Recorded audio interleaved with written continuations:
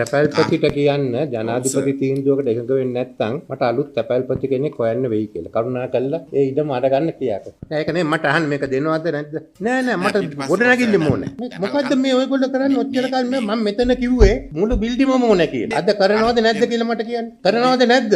කරනවා. එහෙනම් අද යන්න ඉස්සෙල්ලා එකඟ වෙලා යන්න වෙන තැනක් හොයාගන්න යන්න ඉස්සෙල්ලා මේ කිව්වයන් පස්සේ සෙල්ලම් කරන්න එපා. ඔයගොල්ලෝ මේ ගිය සැරේ කිව්වහමත් ඔක බ්ලොක් කරන්නේ 2017යි 19 අතර.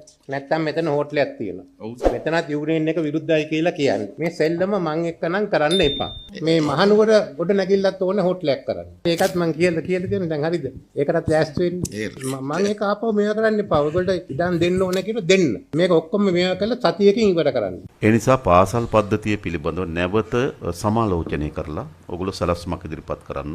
අපි කරන්න ඕනකම තියෙන තමයි හැම දරුවටම ප්‍රශස්ත මට්ටමේ අධ්‍යාපනයක් ලබා දෙන්න ඕන. ඒ පිළිබඳව තමුන්නාන්සලා කල්පනා කරලා බලලා දිස්ත්‍රික්කයට සලස්මක් හදන්න. ඊළඟ අයවැය ලේඛනයට කලින් අපි අවශ්‍ය ප්‍රතිපාදන දෙන්න. නිලධාරීන්ගේ හිගයක් ගැන කිව්වා ඔයගොල්ලෝ.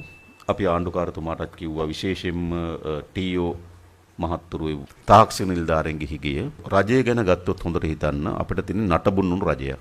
අපේ රාජ්‍ය නිලධාරීන්ට තියෙන වාහන අවුරුදු 10 15 පැරණි වාහන. ප්‍රාදේශීය ලේකම් මහතුරු ඇති නේද වාහන විශාල කාලයක් පැරණි වාහන. ඒවා නටබුන් නැත්තටම. අපි ගොඩනැගිලි ගත්තොත් සැලකිත ප්‍රමාණයකින් මිද වැටෙමින් තිබෙනවා. රාජ්‍ය යාන්ත්‍රණය බැලුවොත් අවශ්‍ය වෙන වෘත්තීමය තාක්ෂණික වගේ වෘත්තීමය නිලධාරීන්ගේ හිගයක් තියෙනවා. පුරවලා තියෙන එක ඇත්ත.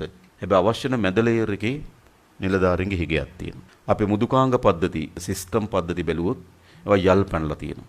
කොම්පියුටරේ ගත්තොත් දෙපාරක්වත් අතින් ගහන්න වෙලා තියෙනවා. මෙවැනි නටබුන්නු රාජ්‍යයක් අපි සතුව තියෙනවා. ඒ නිසා අපි මේ රාජ්‍යය යලි ශක්තිමත් කිරීම සඳහා සැලැස්මක් හදලා තියෙනවා. ඒකේ එක සැලැස්මක් තමයි අපි රාජ්‍ය සේවකයන්ගේ වැටුප් සැලකිත ප්‍රමාණයකින් වර්ධනය කිරීම. මොකද රාජ්‍ය සේවයේ ආකර්ෂණීය තලයක පිහිටවන්න ඕන. දෙවෙනි එක තමයි අපි එළඹෙන අයවැය ලේඛනයේ විශේෂයෙන් ප්‍රාදේශීය ලේකම්තුමාලා වගේ ශේෂ්ත්‍රවල වැඩ කරන අයට අලුත් වාහන ප්‍රමාණයක් අරන් දෙන්න අපි අපේක්ෂා කරනවා. මොකද මේ නටබුන්නේ වගේ යන්න බෑ.